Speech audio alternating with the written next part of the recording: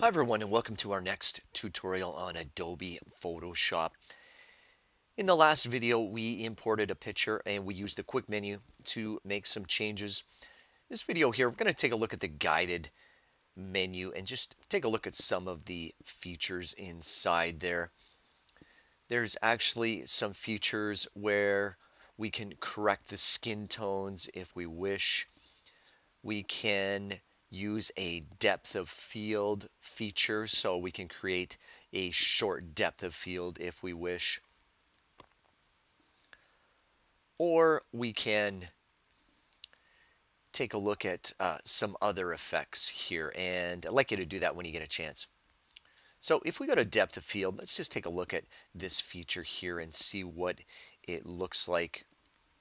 You can do a simple add depth in a single step, or we can do a custom step. So let's take a look here and see what happens when we apply the simple feature. So first step here is click the add blur button to give the image a default blur. So I'm going to click on this here, and you can see it gives everything really a blurred effect. Then the second thing we do is we're going to add the focus area. So if we click on add focus area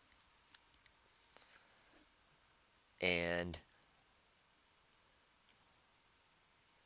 just click and drag the areas that we want in focus. So I'm just clicking from the center out here.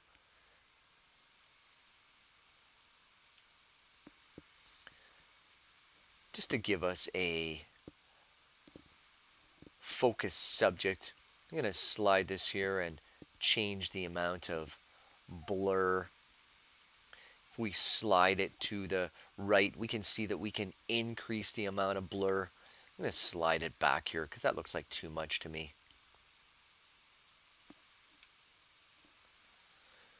So that's it. We've created a short depth of field with our subject. We've created a blurred background here, and it creates a nice effect. So I'm going to click on done.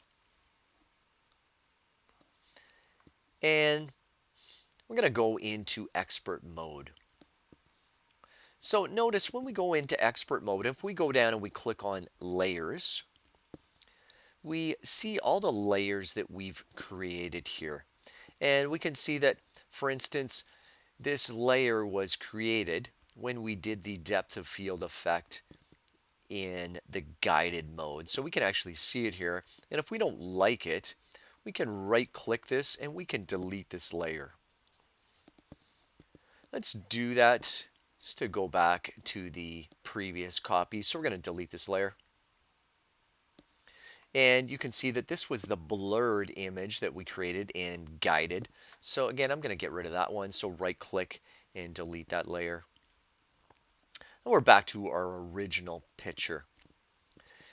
Feature I want to show you next is called the Magic Extractor. And as you can see in this picture here, we've got a boy who looks like he's leaning on a box, which isn't very interesting, but we're going to bring in another piece here so that we're not just having him lean on the box, we're going to have him leaning on something else.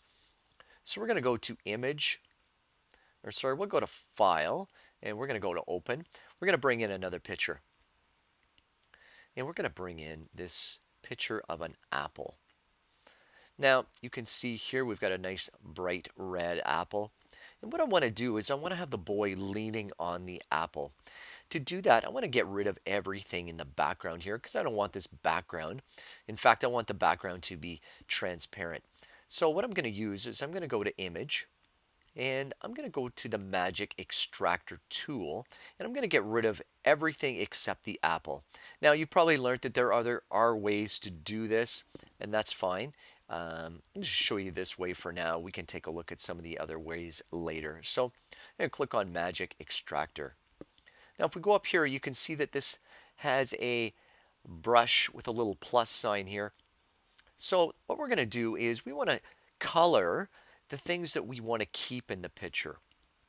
So if you see here, if I just click on this here and drag it around here. I want to keep this apple. Now you can see I went slightly outside there. I'm going to hit Control Z. Let's go back and try that again. I'm going to keep this apple.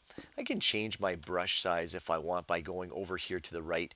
I can make my brush a little bit bigger and so on. I'm going to go back. Let's make it a little bit bigger. And that shows us being a little bit bigger. I'm going to go over here. Now, you don't have to make this perfect. We just need to get all the colors of the red, really, not every single spot. So that's what I want to select. Now, I'm going to go over here, and you can see this brush with a minus. I'm going to click on that. And now what's going to happen is I'm going to click on everything that I want to get rid of, and it's going to make a blue streak. So I'm going to click on all this here. I want to get rid of all these parts, or all these colors, if you will, and select all of that. And again, you don't have to get every little single thing there. When I'm done, I'm going to go to the right in the top here, click on OK.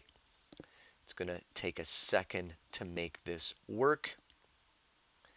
And when it's done, there, we have our apple, and we can see by this checkered back that we've created something with a transparent background. If I go down to the bottom here now, the bottom left-hand side, I can see the photo bin. I'm going to click on the photo bin. That's where you can see all of the pictures you've imported, pictures that you may want to work with.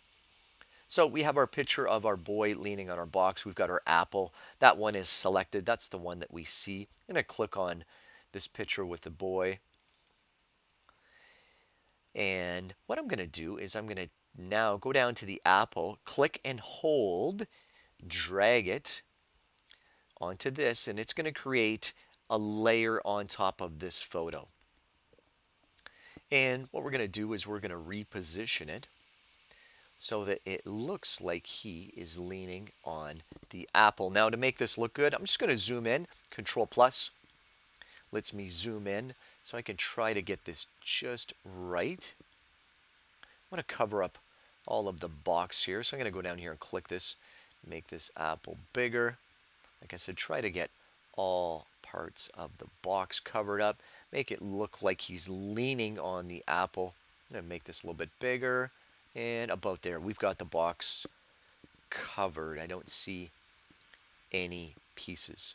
So I'm going to click the check mark. We're done resizing that.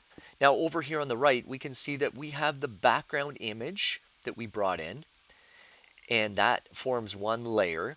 We also have another layer here of the apple. And if you remember, the way this works is the top layer sits on top of the layer below it. So always remember, the top layer will cover any